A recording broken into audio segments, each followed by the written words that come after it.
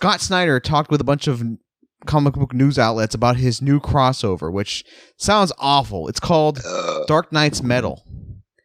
And basically what's going to be, it's exploring something called the Dark Universe, the Dark Multiverse, I'm sorry. And nothing about this sounds particularly good. Obviously, there's going to be... I'm going to read it. It could be all right. I like multiverse shit. Here's the problem. They announced this, and people were actually talking about it because they're like, oh my God, Rebirth DC is going to do a crossover. And then Jeff Johns said, I want to play.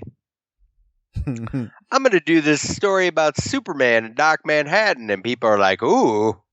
And it completely sucked all the wind out of the Scott Snyder thing. And they tried to save it by being like, oh, with the Jeff Johns story, it's not a crossover. It's self-contained, but it'll have ramifications for the entire DC universe, which is what they do. And they're like, come on, it's fucking, that's the big deal thing. And this Scott Snyder thing is fucking Scott Snyder. Probably, I don't know, Joker's probably going to be involved. Oh, this is some of the things that they've promoted as far as this event. When you're considering that they're dealing with the multiverse, they're going to have some confrontation with Lex Luthor and Mr. Oz. Because of all because everything has to tie into the big overarching story or nobody will read it. DC hit upon something really smart in that they're like, oh, all we have to say is it connects to this shit and people will buy it. Yeah, that's why I'm saying if I wish they would let this thing go on for a little bit longer. Because it's what Marvel does, except nobody cares about Secret Empire. Well, that's what I'm worried about with this thing. When I'm hearing that's what a 12-issue crossover and it has tie-ins, and I'm like, wait. Marvel's sort of learning the hard way. It's like you can only go to that well so many times, and it's just like all the stuff DC is doing. What are you, dude? This is you being a new comic reader. That lesson was learned so long ago, but they just keep doing it. Here's the thing. It works until it stops working. And that sounds really stupid, but it's totally true. Yeah, but my thing is the button was really good. And the way they kicked off Rebirth with just one issue. I was like, keep it that way, the less is more approach, and I'm on board. But just as and this is just on the heels, and this is coming in the fall, just on the heels of Marvel doing their last event, at least for the foreseeable future. DC decides to do one of their own. And it's with Scott Snyder. It's like you mentioned earlier, it just sucked all the air out of the room with the big announcement of Doomsday Clock. And now that they're saying, oh, a couple months before that, we're going to do this crossover. It's like, I don't care. It's nice you're doing all this stuff with the multiverse, but some of the stuff that they're advertising sounds stupid, like Negative Flash, and they're teasing them doing something with Barbara and Dick again. I'm like, that doesn't sound good. The Luthor Oz stuff sounds kind of interesting. Some other stuff that they announced was they were going to finally follow up on Ray Palmer in Justice League of America. They're going to have a story with that. I don't know how this has to do with the crossover, but part of them announcing, giving us more details about this crossover, they mentioned that. They also mentioned there's going to be new creative on Hellblazer. Tim Seeley, which I asked you earlier, and you told me he's an artist. So him on Hellblazer. And then I found out he's not. He's a writer. Oh, okay.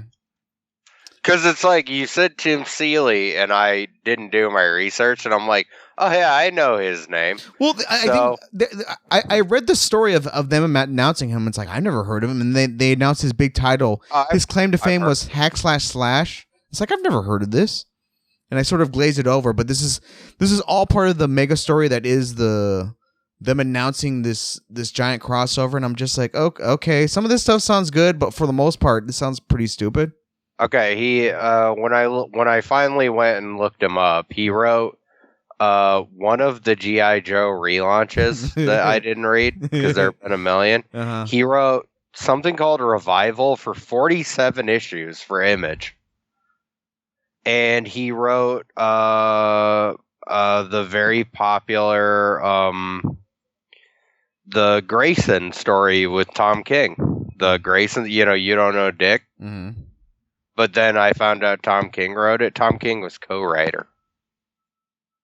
But still, that was thought of as being good. I'm just saying, in this day and age, with crossovers not necessarily being fashionable, DC is going to do this underwhelming one that really sort of skirts the edges of all the cool stuff that they're doing with Rebirth. It comes off as tone deaf. I don't think so. It's like give people chances. Like, he's kind of a name. You don't say it's Scott Snyder, kind of a name. Well, yeah, but oh, I thought we were still talking about Tim Seeley. No, I'm talking about going back to this crossover. It's like, okay, whatever, him doing Hellblazer, I think we dropped that book, but maybe we'll pick it up again once he starts writing that. I don't know. I wouldn't hold my breath on it, but maybe we might pick it up again. Hellblazer wasn't a book we stopped reading because it was bad. It just, I felt like it was a chore, or it's like, okay, I read it. Yeah, you did, because you have no affection for the character. Well, that's the thing I kept saying. I'm like, okay, I'm reading this, and a lot of this is flying over my head, and even you told me when we were doing the review, you're like, yeah, this is really making reference to something they did years ago, and I'm like, okay, why am I supposed to read this then? And the worst part is, it was a Rebirth book, so in theory, it's supposed to be for people that want to pick it up. It's like, okay, I don't understand any of this is what's going on. It's mildly entertaining, but this doesn't feel like it's a book for me. Yeah. I feel like you're dragging this out. No, I'm trying to bury it. And I mentioned it was a 6. I don't want to bury it. Like, it might be good because After Death was good. But that's what do you mean After Death? Wasn't that him? Who? Oh, AD After Death? Yeah, but it was completely different. This is the big superhero crossover for DC, and it's like, I don't care. And I said it was 12 issues at 6. I'm sorry, I have to correct myself. And it has a bunch of tie-ins, and they were putting over all the bells and whistles of Doomsday Clock. How it had none of this stuff, and now they're trying to put over this event that has all the stuff that I was glad that was left out of Doomsday Clock. Dude, this is exciting me so much. I'm bored talking about it. Oh, that's what I meant. It's like, I don't care about this. Yeah, so let's stop talking about it. All right.